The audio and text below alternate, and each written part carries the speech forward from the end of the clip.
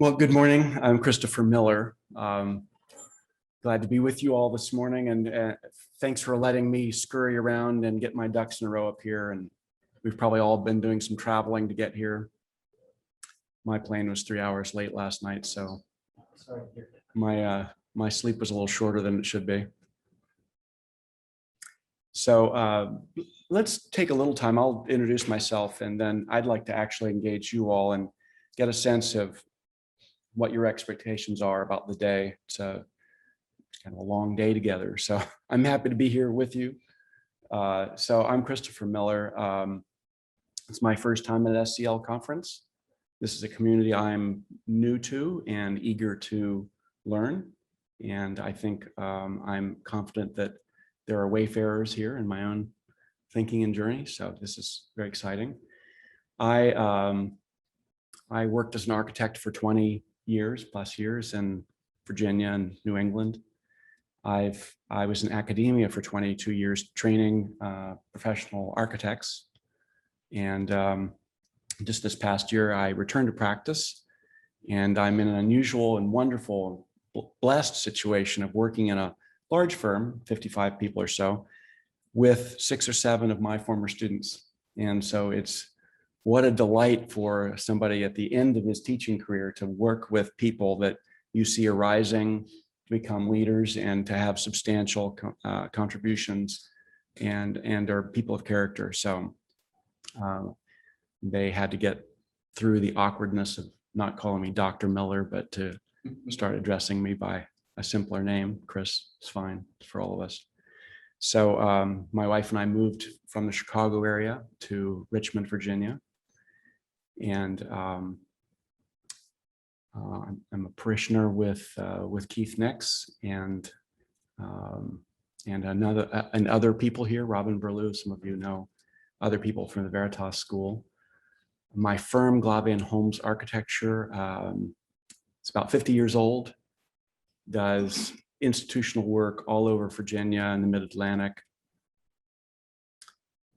for large institutions, small institutions.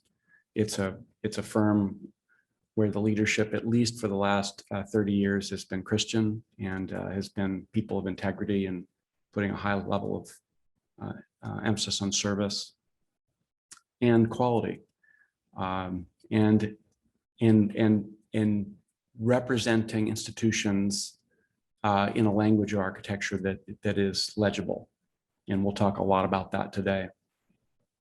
So I'm associated with 2 studios in our firm. One is urban architecture, and I'm particularly interested in the arrangement of buildings that make places habitable for people. They're not soulless, let's say, and we'll talk more about that as I go forward. And then I'm also associated with our education studio, and we're presently serving one of the schools that's at this conference, and so eager to be making a friendship with this community in which perhaps we can serve going forward. So as I said, I taught in architecture schools and lived in the Chicago area for more than 20 years. My 3 children are not surprisingly grown. I have 2 grandchildren and one son living in Brooklyn, who's an urbanist. I'll use that word. He's an urbanist. He doesn't own a car, and he works for the big bike share in New York City, City Bike, and logistics of how to get all that in place for people. And he, for a while, I think he's still doing this. He was training bicycle mechanics, a whole room of people fixing bikes. And he said, so he had to recruit and then train people to be bike mechanics. And he said that, and this is kind of where his social justice element comes out, he found that his best students were ex-cons. So, so he's seeing all sides of New York City. And my youngest is a artist who makes a living by selling coffee. Is that that's not an unusual story in Minneapolis. She's also an urbanist in her own right. So two of them are interested in living in cities the way that I do. I live, my wife and I live in a small place. It's a 12-unit condominium built in 1915 in a neighborhood called the Fan. So some of you are shaking your heads, you know of it. I think it's one of the largest high-functioning neighborhoods in the United States. And by that, I mean, from where we live, I can get on transit to get to my office. That's in two directions. I can do that. We can walk to 2 or 3 grocery stores. That is unusual. If we went around and asked how many of you in the room could walk, if you wanted to walk to a grocery store, maybe you don't want to, but if you wanted to, could you? Or Michael's raising his hand. We'll have to compare notes. There's not many.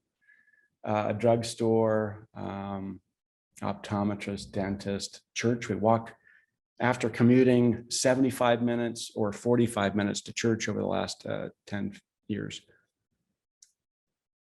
I'm one of those people who can roll out of bed, and I don't do this, of course, but I'm in 3 blocks. I'm at church. So what a privilege that has been to be able to live so close to church and a museum and a bike studio and lots of stuff. So I can walk to almost everything. A doctor, I haven't been able to find a doctor, or a good doctor anyway. If you know of one, let me know.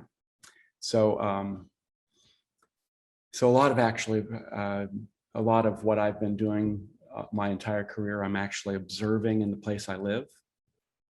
This is what people like me do. You're always kind of looking at how it works and why it doesn't work and how it's falling apart, and taking photographs to document what it is that is unusual and I might be able to use on my drawing table as soon as possible. So, so anyway, I could probably ramble for a little while, but that gives you a sense of who I am. I thought it would be useful. So this has been in the works for me since, I don't know, November or December.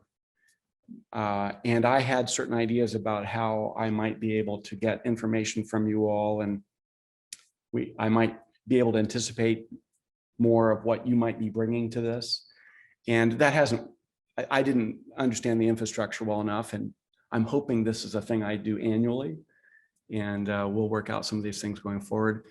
But that's to say, I have enough material probably that we could do this for a semester, 16 weeks, but I've got enough for us today, and I can be flexible. On the other hand, I'd like to hear what your expectations are. And if somebody said, I just happen to have a huge problem and here's a huge drawing, and what would you do here? You know what we'll do after lunch? We'll roll that out on a table and we'll work on it. And we'll figure, that'll be a challenge for Michael at the back of the room, who is,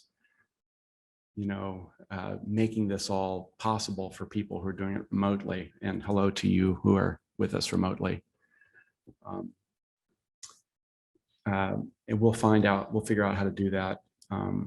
But we can do that. Or maybe you've just got things you want to describe about situations that you'd like to hear some input on. And so we'll do that as well. So maybe we'll do, how about let's go around the room and introduce yourself. You've been doing that much better than I had to focus coming in here, so I'm not as impolite as I might have seemed. I'm happy to be with you. And I'm a little bit caught here. I have to stay right here. So I can't, move to you as I would like, but we'll make this work. So if we could move around the room and you tell me who you are and where you're from, and if you have a particular question, or you brought something with you, or if you have an expectation about the day, please share that. And I will be negotiating that as we go through the day. And I thank you for your grace and flexibility and all that.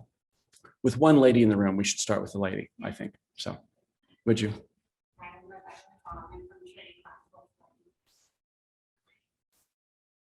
And do you have an expectation? You're complete. Okay. So why'd you come to this one? So I feel like I came to the right Maybe not. I'm the facilities coordinator for campuses, and so just kind of talking through, and then we're going to have our own building, and so just kind of thinking through different situations. Well, good. One of the things we can talk about today is kind of campus, a little bit about some campuses that my firm has been involved in, and at least we can see them, and that might prompt some more questions. So that's quite a task, 4 campuses. Wow. Okay. Okay. And are you an architect? Okay. Thank you. Nice to meet you. And you, sir? My name is Ron Larson, middle school teacher for St. George Catholic School in Fort Worth for English language arts. And came out of retirement to help that principal because their teacher walked out, and I had subbed in other schools, and the principal discovered I was a sub. Long story short, it's like came out of retirement from 3 years of hockey, 20 years of military, and so I was really enjoying myself. And when the pandemic hit, the schools just topsy-turvy. Even the private schools, half virtual, half in class. It's something I would wish on my worst enemy was teachers. Worst go. Saw that firsthand because I taught for Emory Riddle, Aeronautical, and Northwood as an adjunct. And this school, its ELA program, I'm probably the 4th teacher in 3 years. It's such a homey kind of place, very accepting, down to earth, built in 51. And it was such a nice experience. I asked them to stay, so we worked on that. So now I'm on a contract for the next year. I want to build a program that when I do return to retirement, it's instead of opening the closet.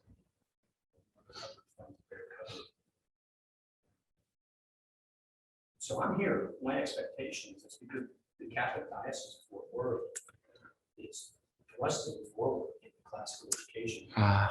And I've attended many online courses with classical university. And it's getting some bad press out there.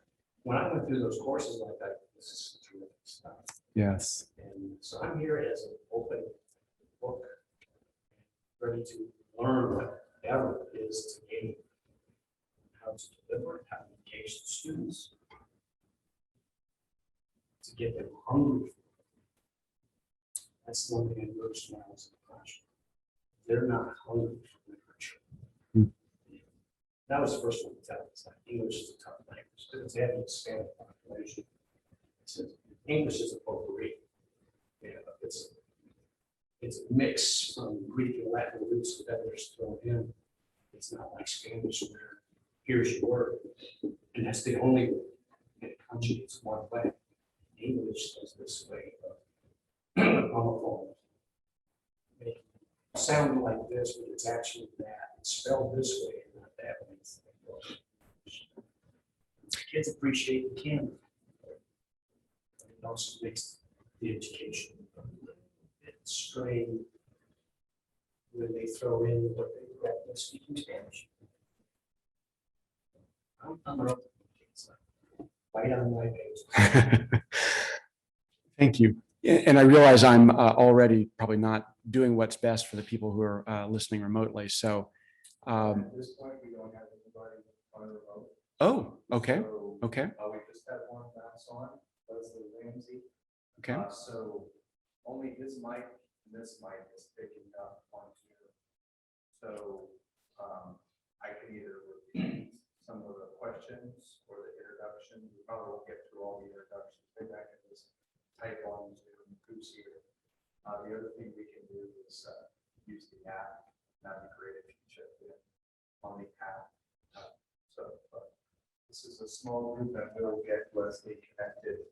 And then this will also be recorded. So if you want to go back on this that point, I think you'll a long enough cable where we can hold it while we're like, you guys could hear. Or you're welcome to come up here. We'll just talk together here. Yeah. And so next, who could we introduce next. And I'll go next. you want to come up here? Good morning. Would you please, so they can. Mike. You didn't know you were presenting. And you didn't say. I won't hand you the microphone though. That's the the first rule. No. Nice to meet you. Good morning. My name's Tim Grimes. I'm in Yorktown, Virginia. Yes. So just down the street from you. Yes. And I'm head of school at Summit Christian Academy in Yorktown. And I'm here because we're a 2-campus school.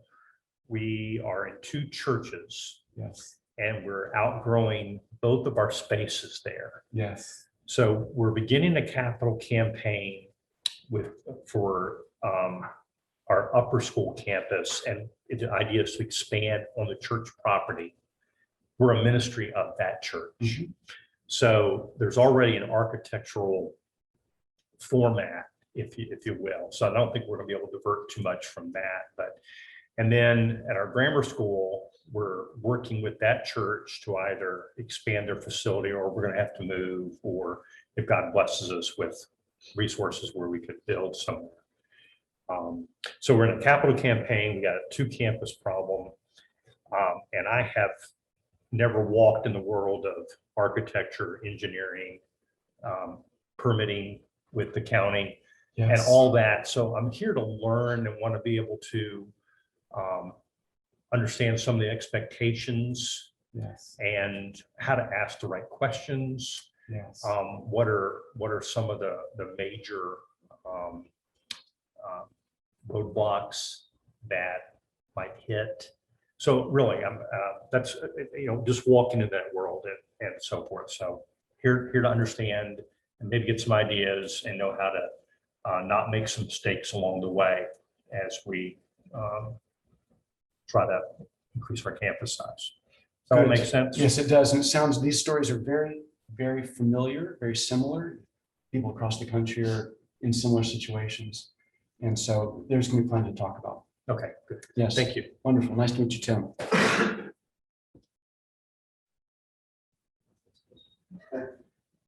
I'm Brent Hodges, Superintendent at Scottsdale Christian Academy in Arizona. We do not walk to grocery stores. There's 114 there. We're Famous for not being walkable. Yes. Yeah, very urban sprawl. Mhm. Wife, 4 kids, 26-year-old, and I have 3 stepkids, 10, 12, and 14. Been with the school 7 years. The reason I'm here is our school is the school I grew up in too, but it was started in '68. We're at the campus we're at now since '91, and it's boxed in by neighborhoods on 3 sides, or 14 acres. But we just were blessed with purchasing 7 acres on the one side that's not boxed in. So we're doing an expansion of 7, potentially 3 more acres.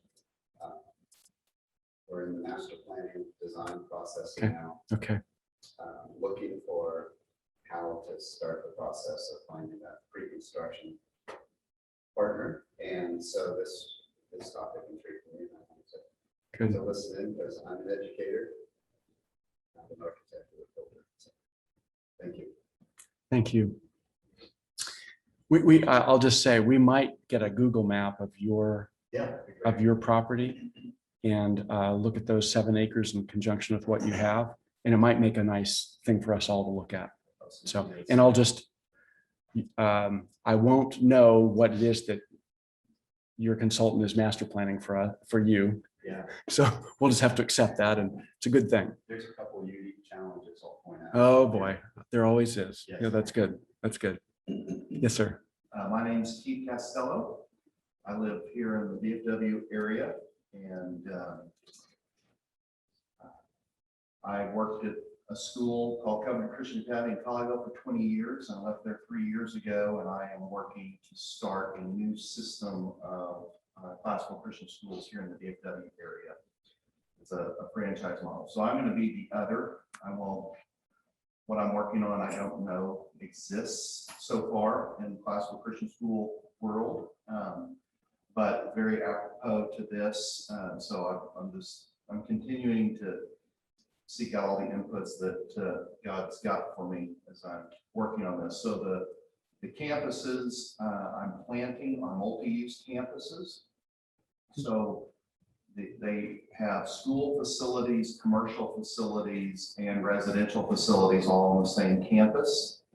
And, Fascinating. Okay. So I'm putting together investment groups to try to just plop down the whole campus where it's not a multi-phase construction or any of that. And the monies from building the commercial and residential help undergird the construction of school facilities, and the ongoing revenue from those entities also undergird the tuition assistance program for the school going forward. So it's my midlife crisis, entrepreneurial, big idea effort. And so God willing, I'll have 2 campuses open in 2023. And my goal is to have 7 campuses here in the DFW area in the next 5 to 7 years. And so in particular, the things I'm really interested in, I've spent a lot of time thinking about Hellenic mental architecture and the way that the layout of buildings and the campus actually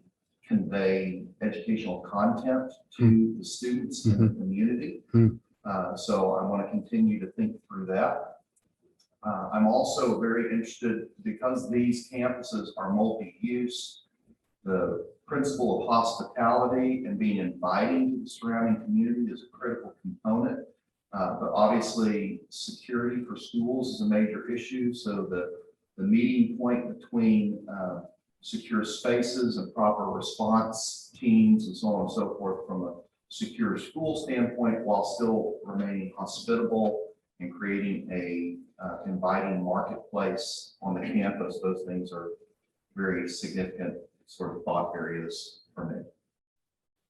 That's really interesting. And so here we have a developer who's looking for a way to leverage parts of our market that make money, right, to support the things that are more difficult to support, like tuitions in schools. And so, of course, that's an old idea, and that's fantastic to see this coming back.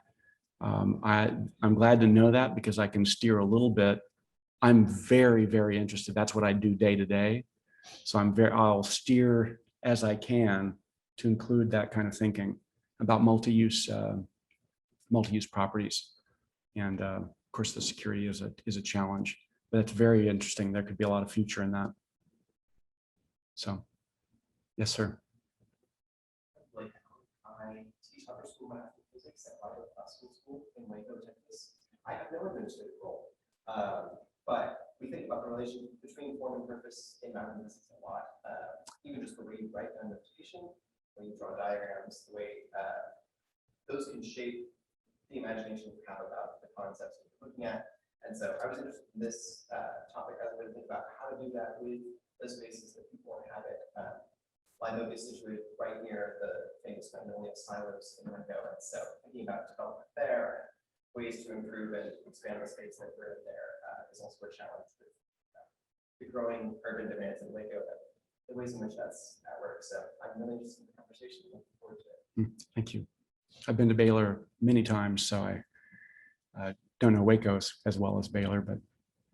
Stephen Taylor, I'm the COO, CFO of the Academy of Classical Christian Studies in Oklahoma City. We've got 3 campuses, 2 of them are rented, 1 of them is owned, about 9 acres. We're about halfway through building out our master plan. Our most expensive projects are on our own property, although we've done quite a bit of renovation in return for favorable rent terms on our other campuses as well. And so as we're looking at pivoting to the second half of our master plan, it's just always a question of how much of this did we get right in our first pass? And Good question. and what tweaks do we now see the need for as we continue to think? You know, we've basically done $10 million in construction, and there's another $10 million left. I don't know where that money's going to come from. That's the school's job. And it doesn't go very far. Figure that out for me. Yeah. About 800 students, 850. I was just in Oklahoma City a couple months ago. Wish our paths could cross there. Central also head of school at Central Possible School in Shreveport, Louisiana. And it's a very basic school. They started in 2014, had a class every year, so next year we'll be our first full year K through 8. And they have a very nice phase 1 of their building done. We're ready to start phase 2. Based upon their experiences with phase 1, there are significant changes coming. Original plans. 3-phase project, it's not nearly good enough for the growth. So some changes need to be made just for the growth issue. I mean, for example, we don't have phase 2 yet. We're taking our entire junior high, moving to a minute building across the street, trying to figure out across the driveway, but we're trying to figure out how to transport kids back and forth. So we've got lots of space issues. The growth is wonderful, but eventually we're looking to find property and having the rhetoric campus by itself. Starting that.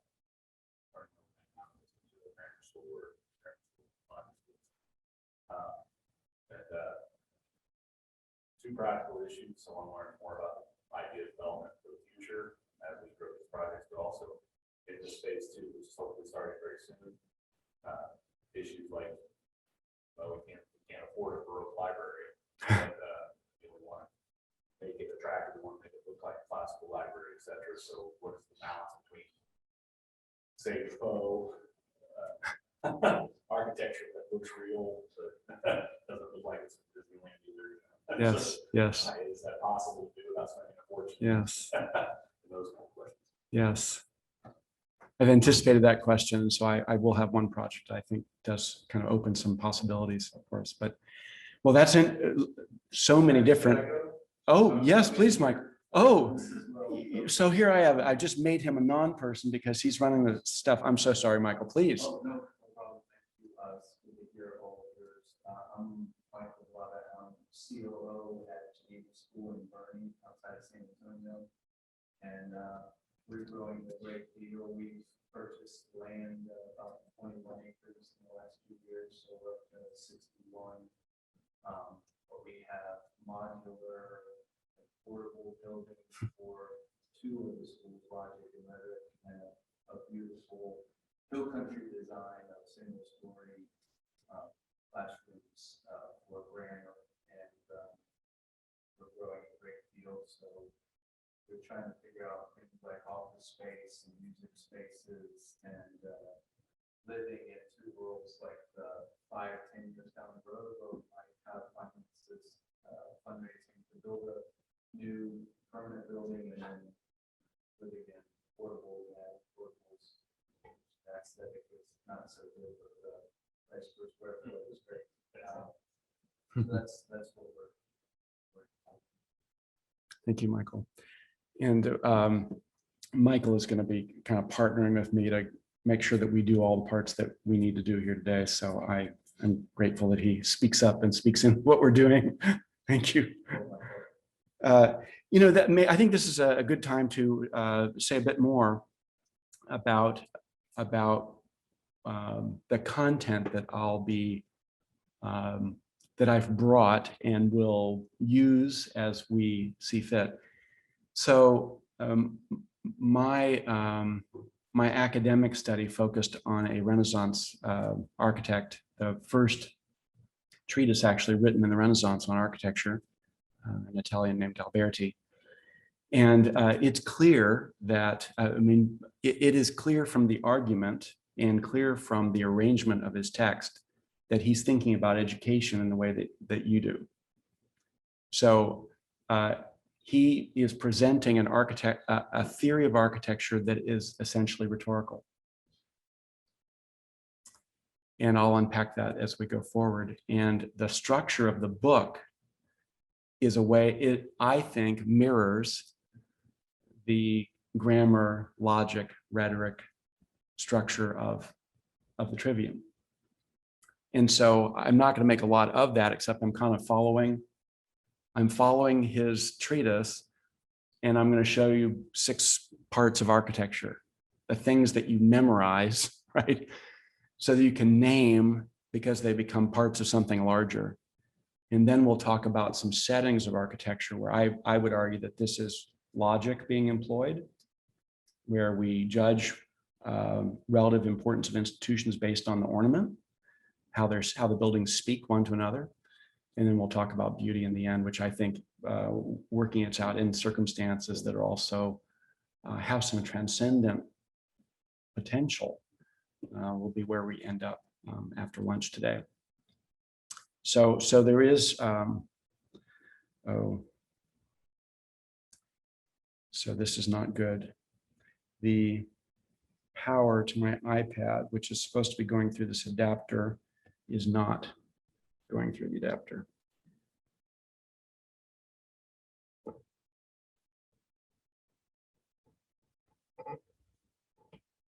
I think I solved it. Okay.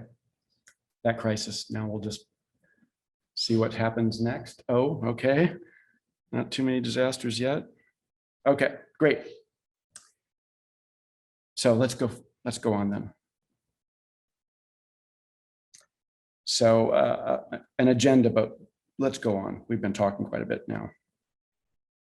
So grammar, what we're going to talk about, I'll call these integrals, and I won't bother you with why I call them that, but these are the ones that are from this treatise, and I think it's a handy way for us to proceed. First is talking about environs.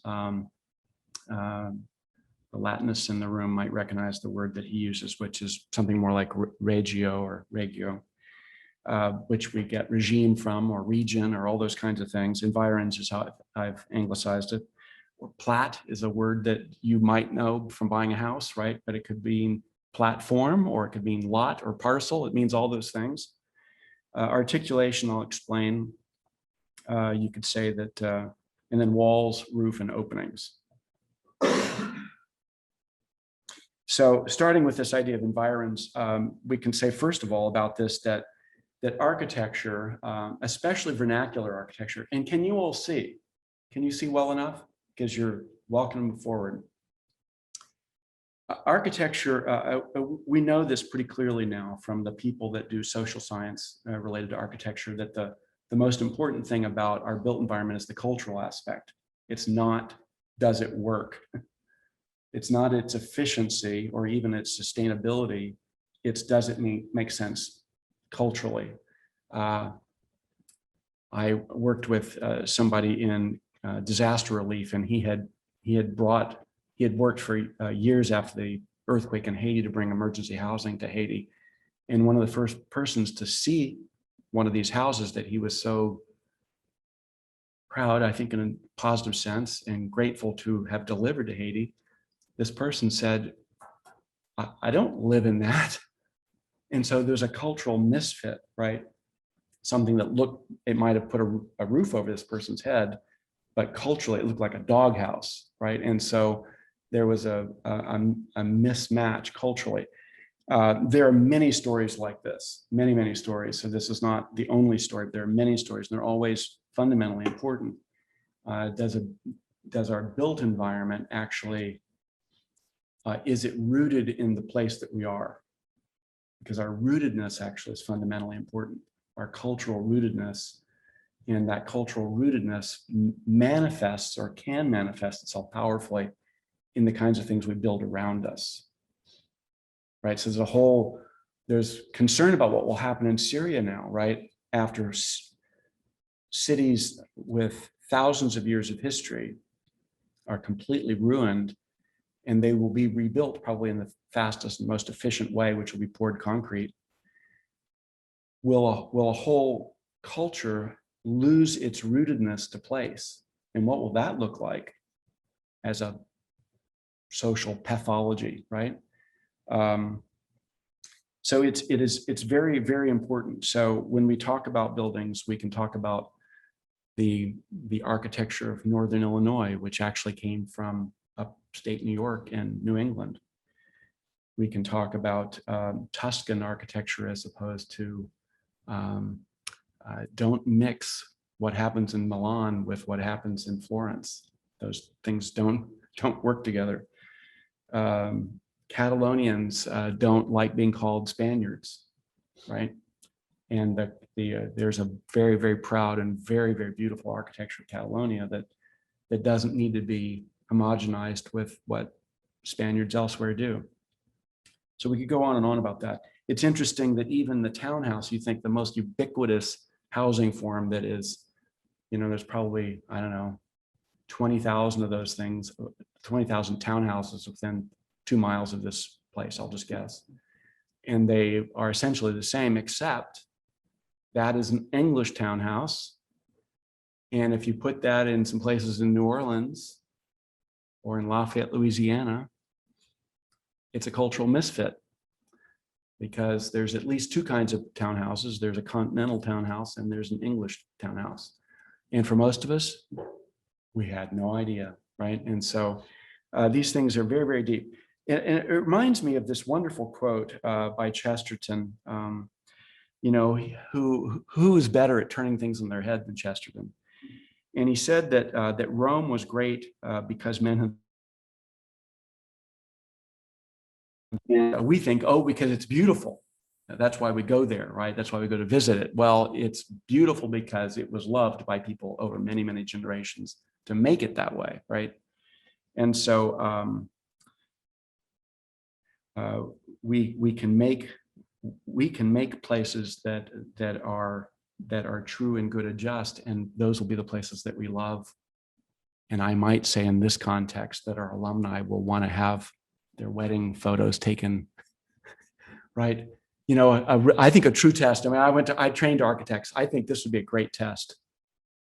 Design a project that you could argue would be the setting for people to take their engagement photos in front of. I mean, isn't that the shortest list of beautiful buildings in the United States, or wedding photos? You want something good behind you, right? And so you choose a beautiful place that is beautiful. And every architect in the past was striving to make the most beautiful building that they could make, not the most expensive, the most beautiful building. And we settle now for other kinds of concerns, right? But it would be a real challenge. And I think it would be a good thing if a campus was designed in such a way that we want a place here that our graduates will bring their sweethearts to, right, for an engagement photo or their wedding photo, right? And then maybe they will support the school because they love it going forward, right? I was with colleges for 22 years. I understand the immense importance in engaging alumni over the long term.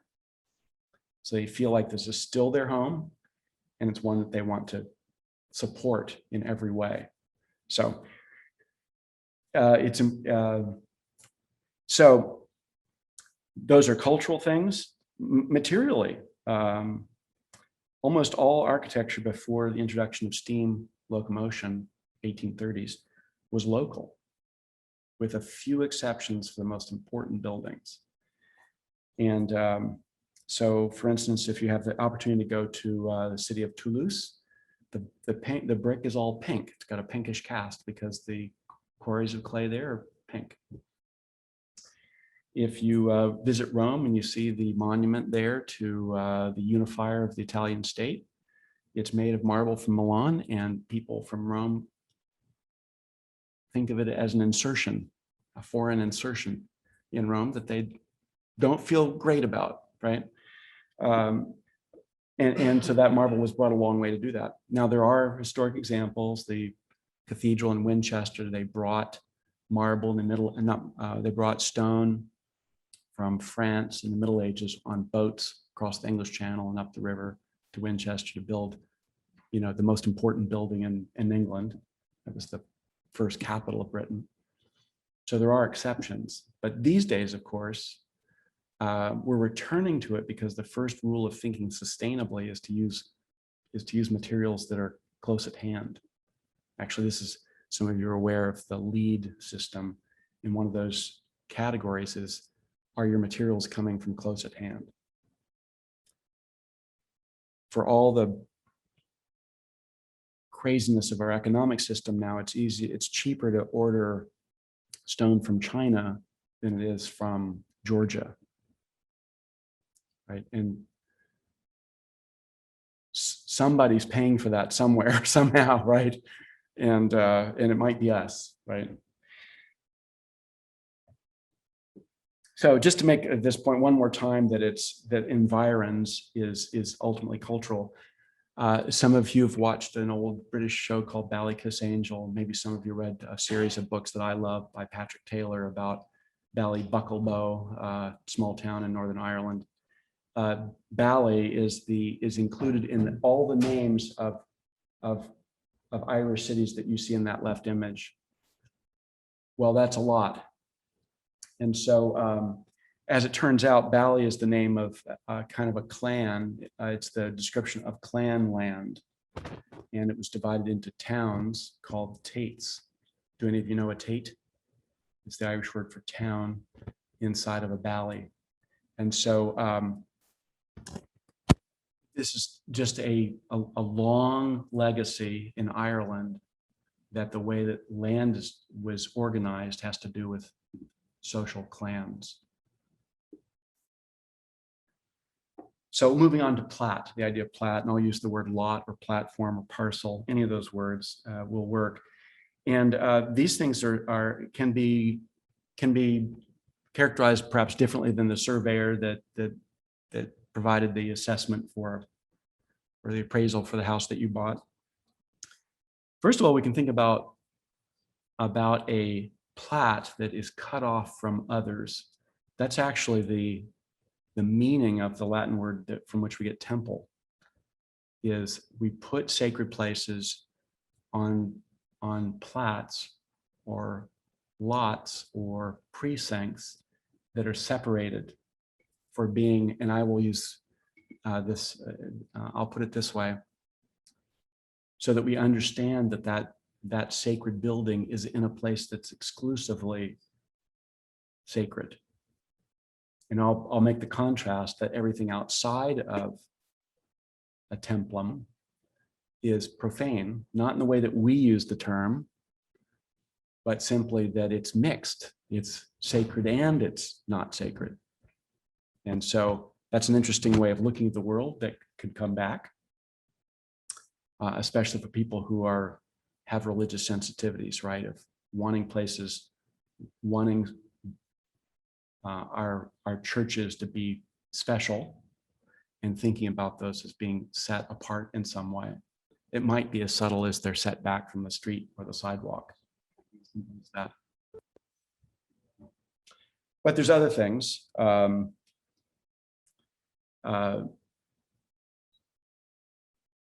Some root of a similar word has to do with hearth.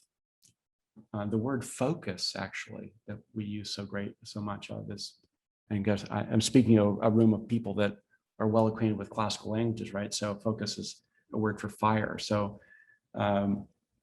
in the way that a home would have historically been focused on the heat providing element and light providing element in that household, we still think of focus, although we've moved the metaphor right onto things that we. I'm still not powering here.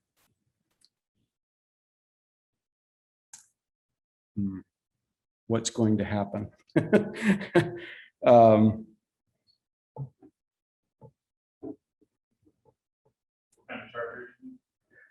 I have, when the adapter, excuse me.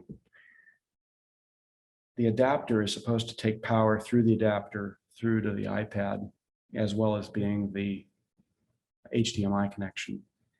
And it's not doing that.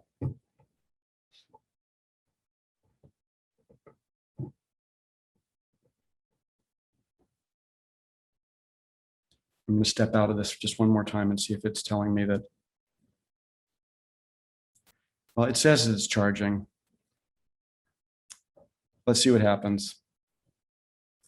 That's an alarm that maybe the experts at the back of the room can be helping me think about. So plat. Well, this is curious. Why did I think about this? Oh, well, orientation of buildings. So some people in the room maybe in the Diocese of Fort Worth, maybe there's a new cathedral there. There are some wonderful, extraordinary new Catholic churches being built, and some of those are being oriented again. And by that, I mean that the altar is to the east. So I thought I would make an example of this building. It's famous to you, if only because in My Fair Lady, Eliza sold flowers adjacent to the porch of this building. You can see it behind Henry Higgins there, this big column. That column is the column that you see in the top right here, which is this church called St. Paul's Covent Garden in London. And this is the front of the church, right? No, it's not. It is the face of the building towards a large piazza that was designed contemporaneous with this church. But in the middle of the construction of the church, it was decided that the church shouldn't have its altar to the west and its door to the east, but it should be done properly and oriented. And so they moved the door to the west end and created this blind porch to the piazza, the Covent Garden. So, so I'm just trying to play a trick on you here. This is a building that looks like it's facing one way, and it's another way, and it's done this odd thing because the orientation of the building was very, or became very important. Platt, this is a map that shows Platt maybe in the way that's more common to us. It is simply lots in a master plan for a new town, a new neighborhood on the Gulf Coast in Florida called Alice Beach. And each of these little rectangles, of course, is a lot that somebody would buy and put a house on, right? So I just want you to know that I'm not so far from the way that you understand things. It's all there. We could go on and talk about articulation. I'll talk about this in maybe two or three different ways. It's a funny word that Alberti uses here, and we're still trying to understand exactly what he means. It's more like when you see, when you publish a playbill and you list the players, that word for what that is, that list of actors and what they do, is kind of what Alberti is talking about in his treatise on architecture, about how you cast the parts, if you will, and how they make something larger than themselves. So we could talk about this idea of arrangement in lots of ways. About, I don't know, at least 1,000 cities in Europe have their roots in the way that a Roman fort was laid out, because they were Roman forts called, now I have to make it plural, I'll keep it singular, castrum. So a castrum is the thing that you see at the top left here, which is a rectangle. The praetorium is at the middle. It's where the general is, number one. And then there's a crossing of streets that give the form, the arrangement, they articulate the way that the fort is going to be arranged. And that becomes then, as some castra were built over as cities, like the city of Florence. Can you see in the top right? Can you see the same pattern of streets there? And then you can see it more clearly with the colors in the bottom right. And so what happens is you have two streets that are that cross at the center, which is the historic forum, and still is the principal forum of Florence. And then you have two streets crossing, the Cardo and the Decumanus. So just to make the point that a thing is composed of component things. And that should start to be, bells should be going off, right? Isn't this classical, right? And we'll talk about genus and species here in a moment. So on one level, on the very largest level, there is a relationship of a Roman fort and then town to a hinterland, in which land was given to soldiers as a salary for their service, and that land was divided into what called heredia, and it was surveyed efficiently for that allotment to soldiers, and it had no relationship to the castrum arrangement.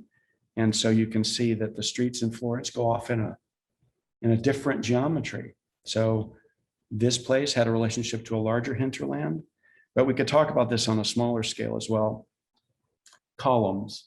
So a column, in the way that it was thought about going back to the time of Jesus, in the first theoretician, Vitruvius, and then again by Alberti, and then a whole series of theory writers up to the 20th century.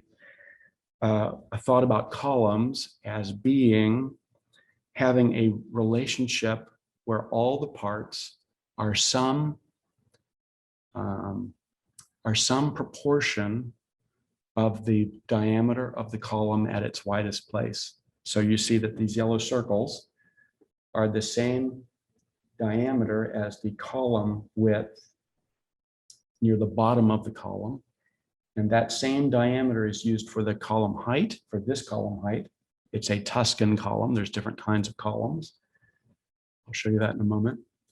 And the diameter is also used to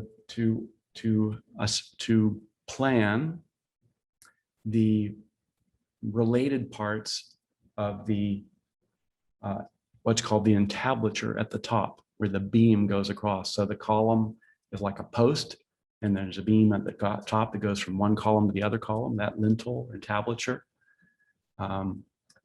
is also related proportionally to the diameter of the column. Now, if that sounds complicated, it is complicated.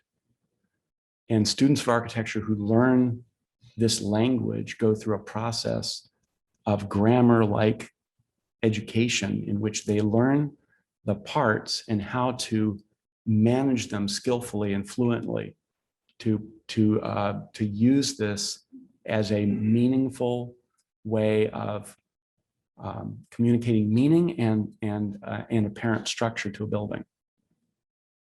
And this goes way, way back. The use of columns as a way of giving importance to buildings goes beyond the Greeks to the Egyptians and maybe to the ancient Near East. So there's a long, and it's just because it's special, I think. So this idea of articulation happens at a large scale, a small scale. And I mean, you can see from this little drawing that so all these little parts and pieces, every one of those parts and pieces is related somehow to the width of the column.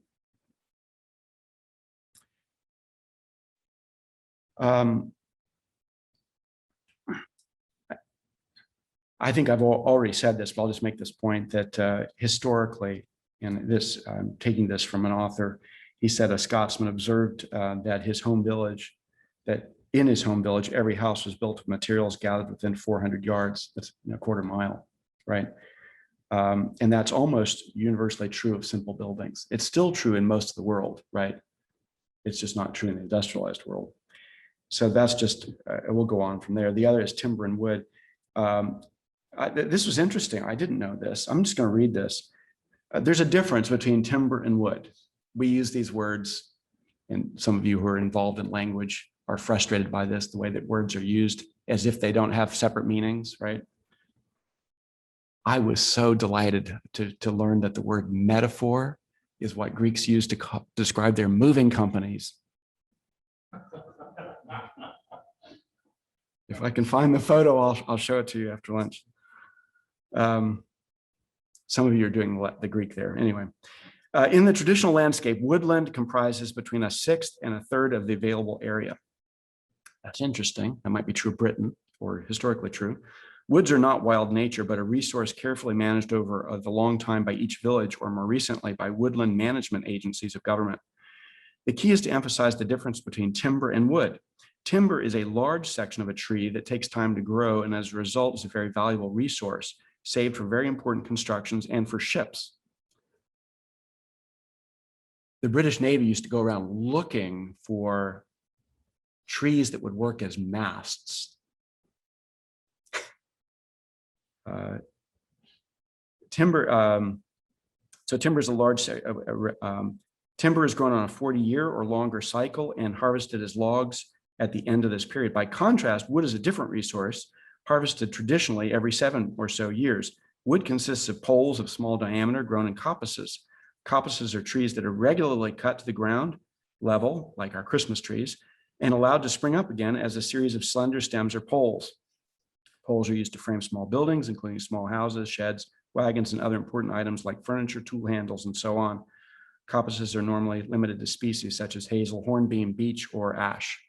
So how about that? So in the past, wood was thought about and farmed. And there's even a famous story of an institution that had a woodland, maybe it was timber, where they would harvest the next set of heavy timber beams for the roof. So they might not need them for 400 years, but they're going to have the trees ready when they're needed.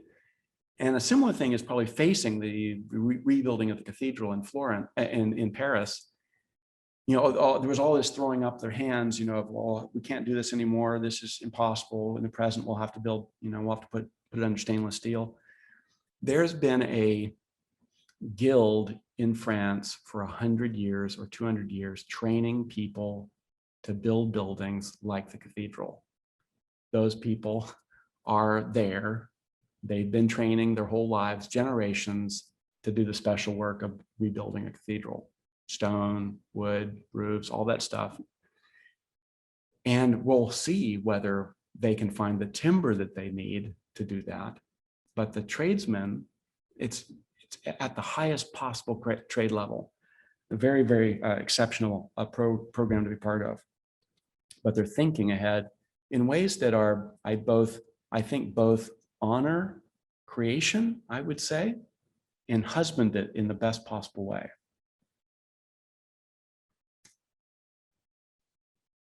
Well, one last kind of verbal thing here. This author says that most rooms are 16 feet wide. That's, you know what, he's right about that. And it's interesting that he observes this for reasons that are different than ones that I will promote. The yoke for animals used in plowing is about 16.5 feet wide. And all of the land from Roman antiquity into the present were surveyed with that tool called a rod or a perch. And land would be surveyed, or it was understood to be in segments that would be called a furlong. So a furlong is how far an animal will, how far you'll plow a furrow before you come back. Now, I think we say it's the animal gets tired and wants to come back. I think it's the farmer that wants to come back, right? But that number then, 16.5 feet, which is a root of the furlong and the width of the yoke, is behind all the surveying, much of the surveying in the United States. So I lived in Elgin for many years, which is outside of Chicago. And I was taking students around on a field trip, and I brought a rope with us that was 66 feet long. Can you do the math there? That's 4 rods. So I said, take this end of the rope, one student hold it against the facing wall of the building here. This is downtown Elgin, and let's see what happens. And so the student ran across the street, put the rope on the other side, 66 feet. I knew this beforehand. I wasn't prepared to fail here. I knew what we were going to find. Another student told me that her father, who was a shepherder, told her that that fence stakes in pasture lands are set at 16.5 feet. The roots of this go so deep. Why 5,280 feet in a mile? Did you ever wonder that as a kid? It has to do with the rod. Most of the houses in West London are either 33 feet wide or 16.5 feet wide, and it is a convenient way to use timber to span the kinds of rooms that we typically use as human beings. There's some deep pattern there. Walls, 2 kinds of walls. I'll speed up here. There's a curtain wall. We use it a little bit differently than this image on the left, but it's a wall that's not bearing. I won't spend any time on that. But there's the more common wall is the, or the wall that we'll talk more about is a bearing wall. That is a wall that holds itself up. And there is a mason now called Clay Chapman who's building these houses like the one you see on the right. He essentially builds a masonry shell, and then they build the insides. And his idea is that a house, if you want to own it and pass it along to your children and want it to last economically, it can last for 200 or 300 years or longer if you build it in a way it intends to do so. And so the way that he's doing this is by building a bearing wall house, and then he fills in the floors and the roof, right? So if the roof has to be replaced, the walls are there, you just start over. So this is truly a bearing wall being done in the present for people who want to think about a house being built for the long term. The average age of buildings in the United States is about 35 years. Let that shock you. It's an enormous waste of money and resources. Even on college campuses, the average age of buildings is 35 years. In Richmond, we could be tearing down an 18-story office building built by the state of Virginia. We did the research 5 years ago. They decided it was too expensive to renovate the building. They don't care about it anymore. They'll try to sell it. Nobody will buy it. And they'll tear down an 18-story building that will be less than 40 years old. Don't make that mistake. So for those of you who are looking to not make mistakes, that's a mistake not to make. Walls. So of course, we want to know about how to make openings in walls. And you can open a wall the most efficient way if you've got limited materials, small bits of things, is to make arches. So here's a wall that has arches to make openings in it. Our arches can come in different heights, and they can come in different widths and shapes. You can see at the bottom here is elliptical arches and segmental and half rounds. There's all kinds of different shapes. I'm just trying to put this in your mind so you start looking at arches and realize that they're not the same.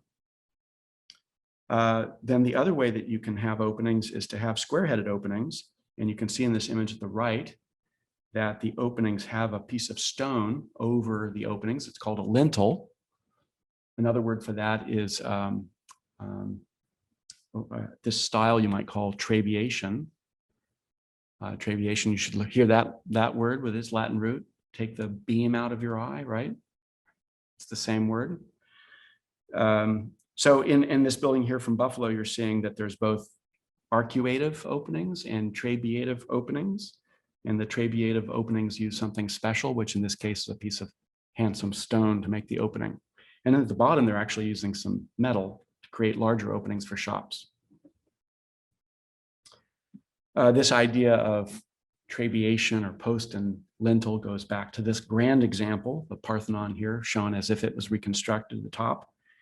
And a surviving good example here at the bottom, which is the Maison Carrée in Nîmes, France, showing you at the top a Greek temple, at the bottom a Roman temple, both of which are using columns and stone to make these lintels. And to suggest to you that in this case, the openings are to the outside. So just think about the Parthenon, you're walking, there's a special room in the middle, but this porch, this trabeative porch, and I'm start using the terms for us, the trabeative porch is open to the outside, right? There's different kinds of ways that columns can engage walls. What you're seeing is two ways not to do it and two ways to do it. But you see that on the left is an engaged column. It submerges about a third into a wall. Sometimes you see this. On the right, you see what's called a pilaster, which is a kind of framed post or pier that's submerged 3/4 into the wall. We could think about the door frame around this particular door as being a pilaster that represents a pier that's 3/4 submerged into the wall. And of course, it had its roots in things like this, right, which look like their origins in wood. So I'll use the term, it's a trabeative porch or portico mixing. Or this now And the point here is that this is opening now to the inside, to a courtyard. So we've got these kinds of things opening the outside, opening the inside. Here's another portico. In this case, an arcuative portico that's facing to an interior courtyard, or cloister, sometimes we'll call it. Very handsome. It also uses columns, right? The arches come down in columns in this case. And just show you one more example here of an arcuative portico resting on columns. And this Renaissance architect just wanted to remind us that he had metaphorically transferred into stone what might have been originally a tree. And you see the stone carved to look like a tree with its branches shorn, right?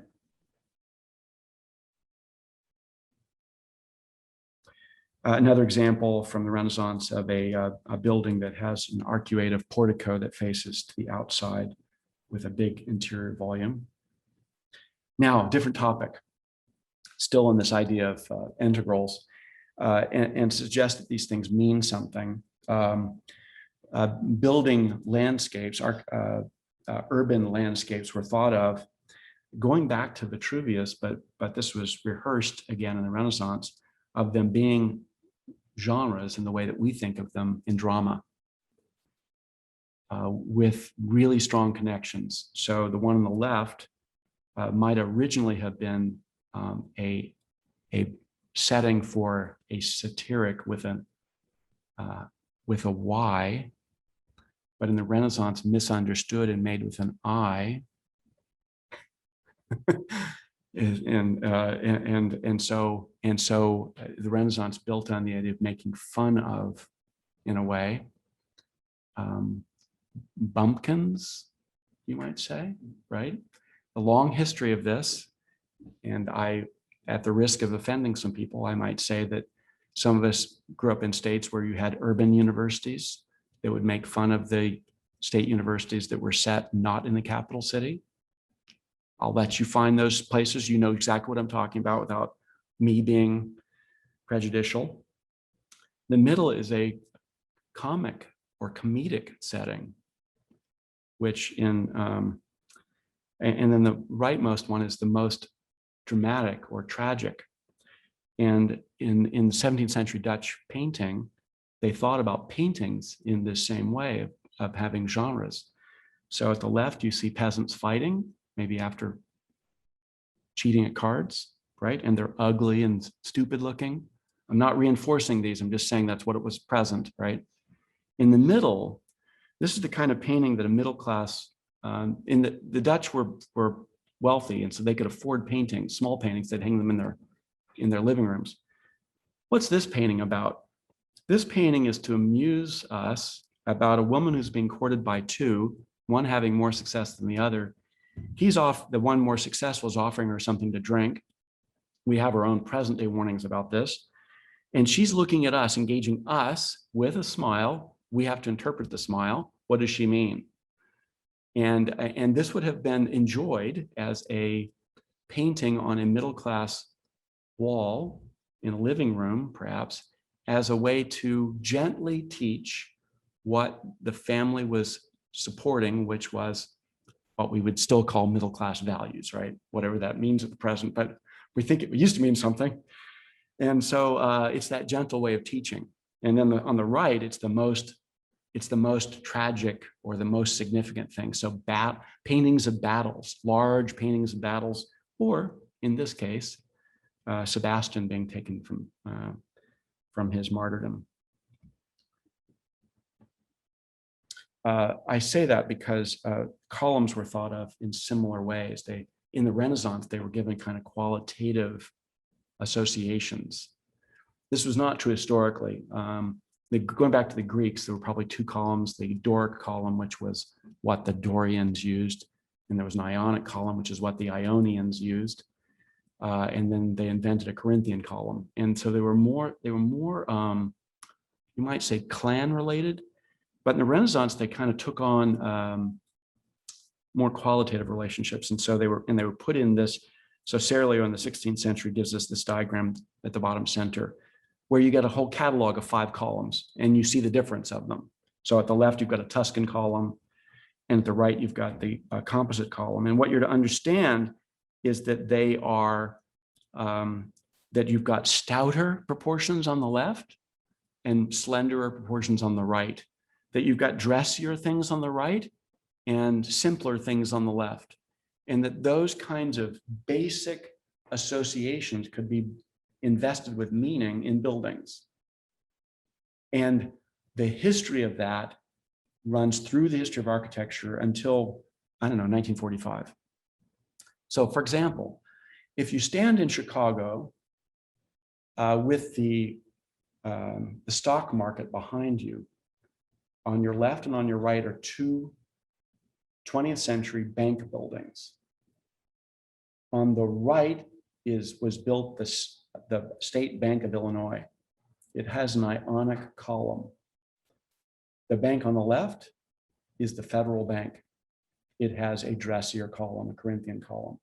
So even in the early 20th century, architects who had a commission to do a state bank for Illinois or a federal bank understood that the language was intended to support the meaning and relative stature of the two banks. A federal bank is more important than a state bank. And that kind of messaging was, I would say, always true in the use of the classical language of architecture. These days, it's just being used by people who don't know what that columns could have meaning. They just know that they're expected to have columns, and so they use some, and often they're done poorly. Well, roofs, we're almost near the end of this list. There's roofs, and there's different shapes of roofs. You have flat roofs, you have a dome roof, you have a gable roof, you have a barrel vaulted roof. And I just want you to see this icon on the left. Can you tell me what roof form is more important of the kinds that are cataloged on the right? The dome. You know that because the painter of the icon has aligned,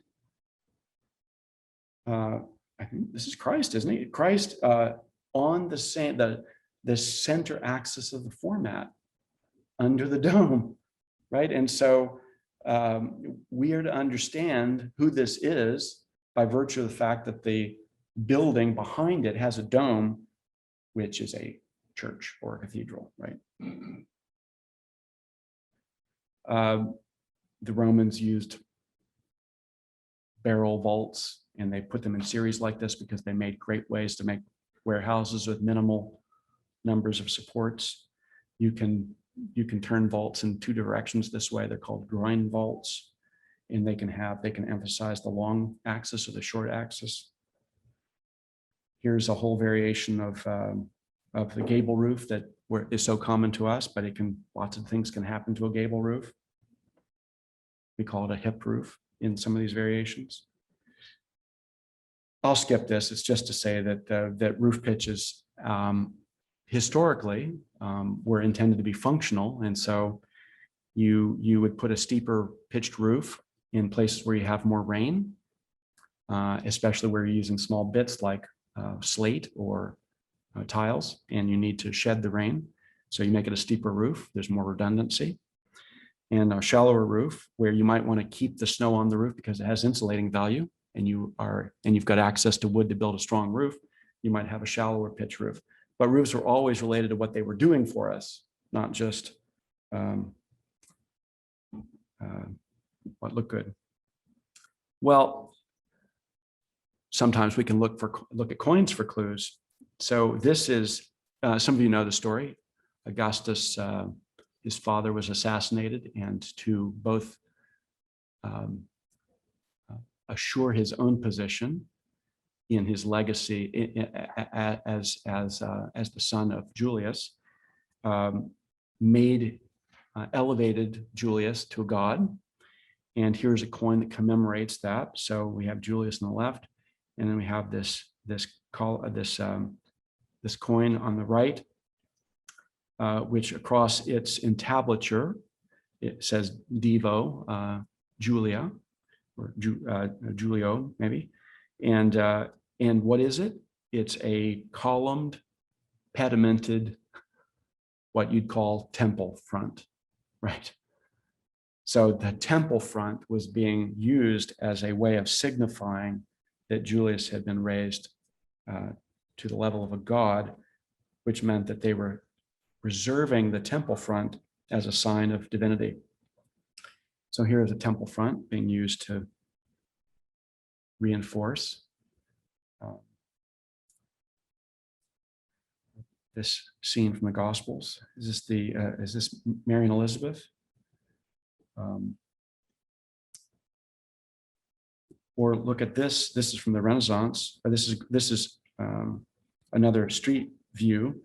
And so, telling you what I've told you, where is the most important building in this scene? It is in the center, being reinforced by it being in the center. There could have been trick played, but what additional element is telling you that it's the most important? Everything the artist is using. Focal point. You were right down. Yeah, so that you don't mistake what he's telling you in a different way. The building at the focal point here has a temple pediment and columns, and it's a church, right? So we're to understand that in this neighborhood of buildings, which are mostly houses, this is actually, we're to understand this is a neighborhood. It's a comedic setting, you might say. It's a neighborhood, and in this neighborhood is a parish church. So already you're learning your grammar. This famous painting, some of you would know, the Allegory of Good Government, the Salon of the Nine in Siena, by Ambrogio Lorenzetti, early 14th century. Where is the important buildings in this panorama? We often look at this because it was in the room where the councilors of Siena sat. It's their city council chamber. And on one wall, you have the effects of bad government. And on the other wall, you have the effects of good government. This is part of the good government allegory. The other part I'm not showing you shows a prospering hinterland where crops are growing and things, the food that these people eat is being grown, right? It's regional. And in this detail, we're just seeing the city. People are dancing, people are making things, right? They're doing stuff. And we've been going on along here so I'll shorten this, but can you see?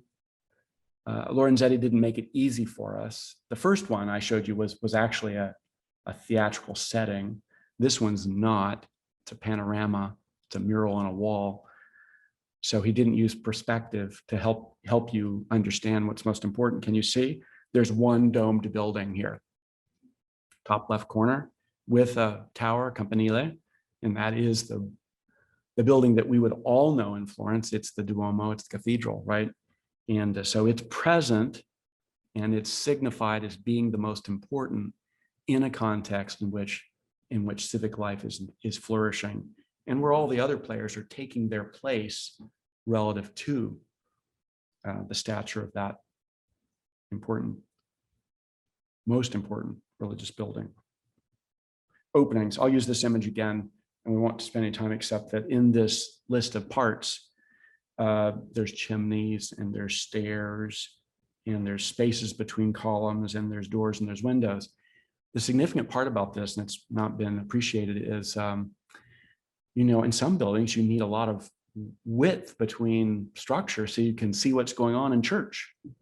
And arches actually do that better than lintels. And so the argument was made, maybe we should be using arches on church interiors so that we can open it up more broadly so people can see.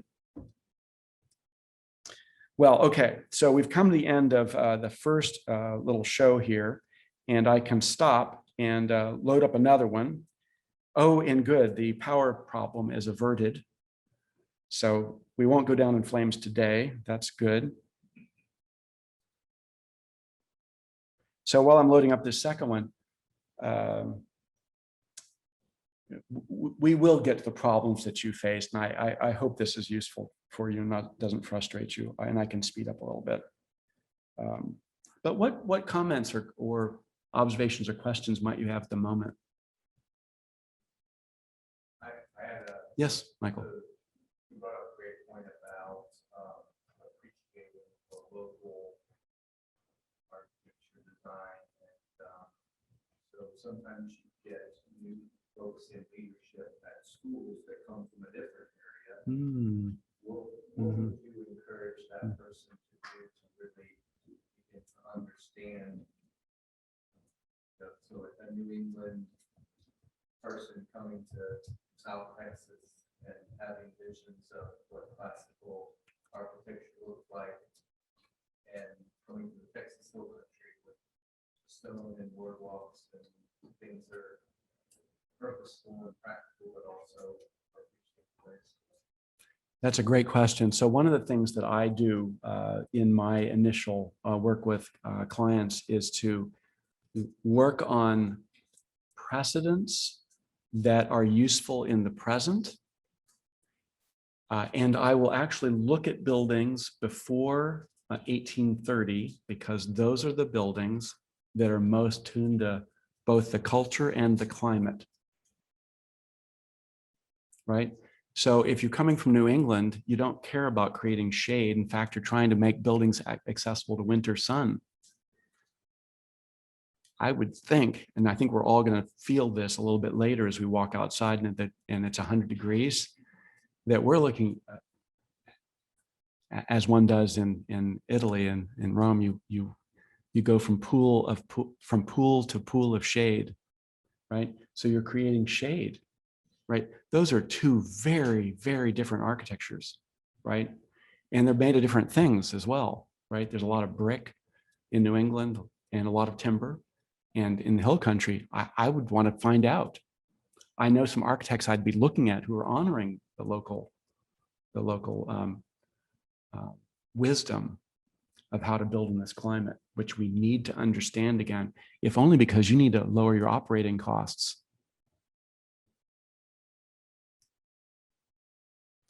Sadly, we have an association of all glass with buildings that are more glamorous and open. Those are associations that we've been cultured to accept. But those are the buildings that are causing crisis, actually, because of how much energy is used to cool them. And we're actually running out of sand to make glass because we're using it so much in ways that we shouldn't be using it. I'm not making this up. Google it. We are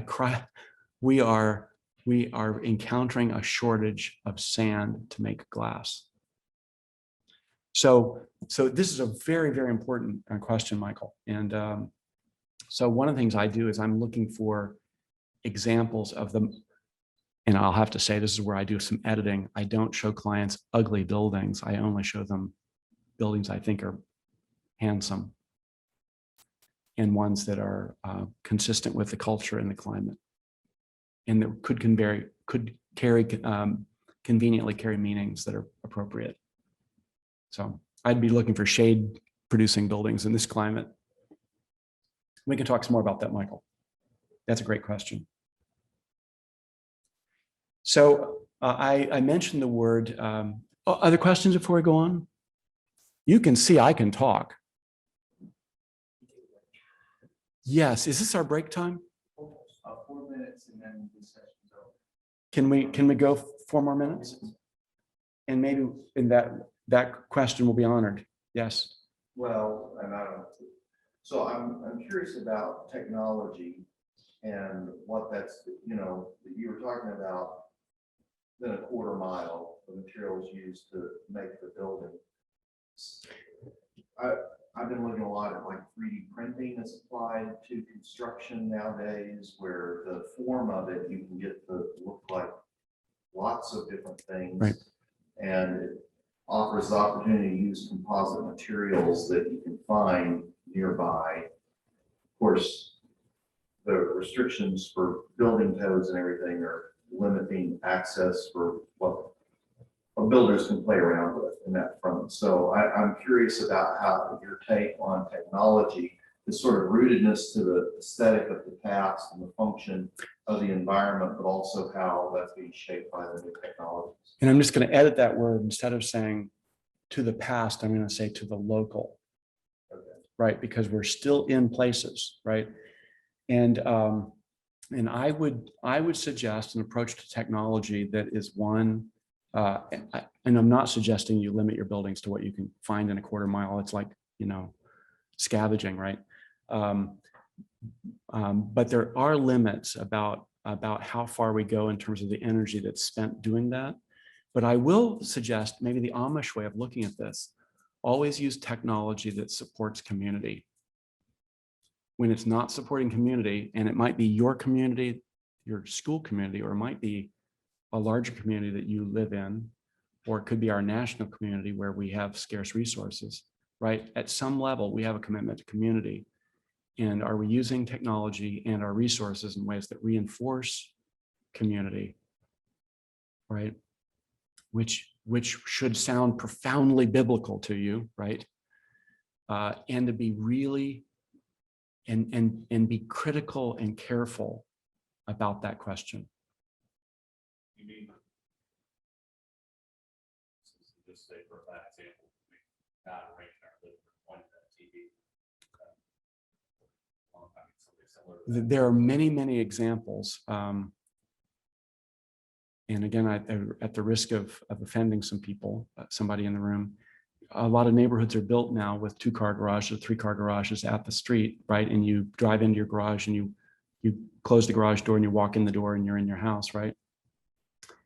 And that is an architecture that is supremely convenient. There's no question that's convenient for me as a driver, but it doesn't build community. The house itself does not make it easier for you to interact with your neighbors, right? Porches did that. They still do that. We still have porches on buildings if you want one, right? And on porches, it's easier, even when the temperature is 100 degrees, to engage a neighbor on foot, right? And so that's one small example, but we can be thinking about other examples. So I'm sure we've spent that 4 minutes, and if not, we could also respect our bodies here and we'll stop here and we'll resume here in 15 minutes. Michael, is that what we do? 10:15. So thank you for attention. We'll stop here. Thank you.